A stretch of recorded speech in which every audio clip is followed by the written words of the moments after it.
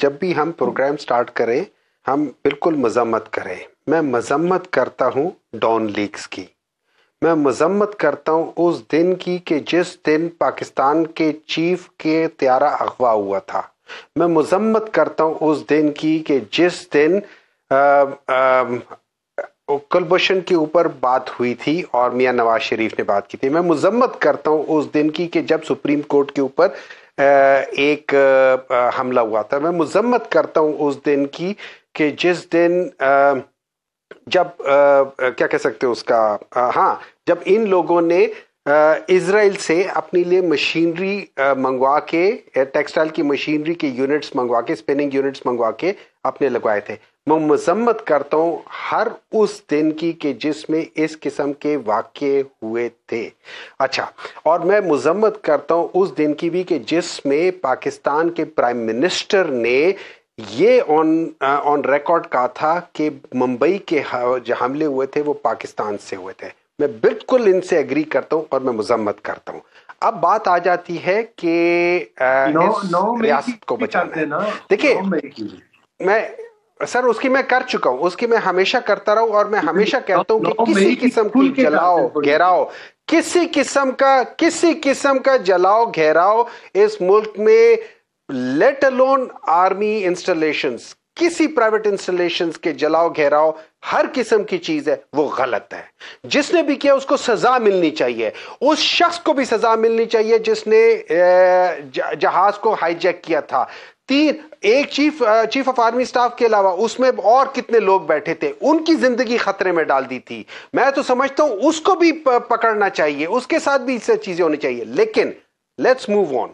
اب بات ہو رہی ہے کہ بھئی کیا یہ دونوں پولیٹیکل پارٹی، اچھی بات ہے کہ اس کی تردید آ گئی ہے کہ ایسی کوئی بات نہیں ہے، اور میں سمجھتا تھا کہ ہونی بھی نہیں چاہیے، لیکن for the sake of that thing, کیا یہ دونوں 18 مہینے اکٹھے نہیں تھے؟ یہ دونوں چھوڑے، یہ 13 جماعتیں اکٹھے نہیں تھے.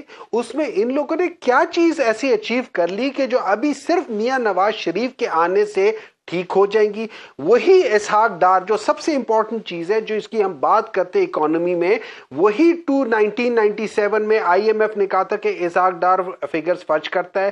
وہی کیا کہہ سکتے ہیں اس میں یہ کون سا تھا، بزنس ریکارڈر تھا.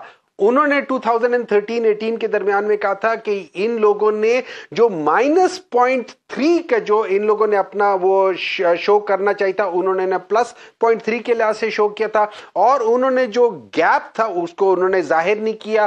تو ان ادر ورڈز وہ فج کرتے تھے. تو 2 یا 3 دفعہ تو انٹرنیشنل اداروں نے کہا ہوا ہے کہ یہی شخص جو اس دفعہ بھی فائنانس منسٹر تھا، انہوں نے سارے کیے، انہوں نے کیا. اچھا میں آپ کو ایک بات بتا دیتا ہوں، پاکستان تحریک انصاف وہ واحد پولیٹیکل پارٹی ہے ان دا ہسٹری آف پاکستان کہ جس کے دور میں 2 دفعہ ایک کے بعد دوسرے 6 GDP کو ٹچ کیے اکانومی نے.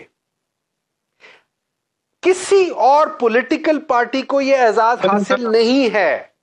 تو اس کا مطلب یہ تھا کہ پاکستان تحریک انصاف اگر کچھ کام کر رہی تھی وہ صحیح کر رہی تھی.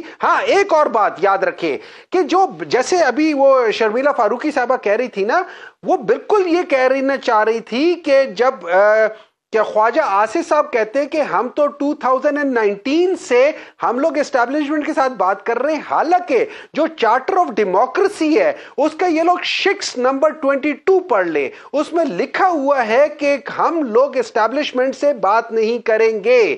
یہ ہوا تھا سائن 2006 میں، لیکن 2010 میں پاکستان مسلم لیگ نون آلریڈی اسٹیبلشمنٹ سے بات کر چکی تھی. تو وہ اپنے سارے وعدے تو ہمیشہ انہوں نے وفا نہیں کیے. آپ ان سے کس قسم کی بات کر سکتے ہیں؟ اور یہ یاد رکھے، میں آصف علی زرداری صاحب کی بات کروں گا. انہوں نے کہا تھا کہ اگر مجھے میاں نواز شریف صاحب سے دوبارہ کچھ کرنا پڑے تو اس سے بڑا گناہ نہیں ہوگا. اور میرے خیال میں اس دفعہ ان کو واقعی اس بات کو کرنا چاہیے کہ he should not do that thing.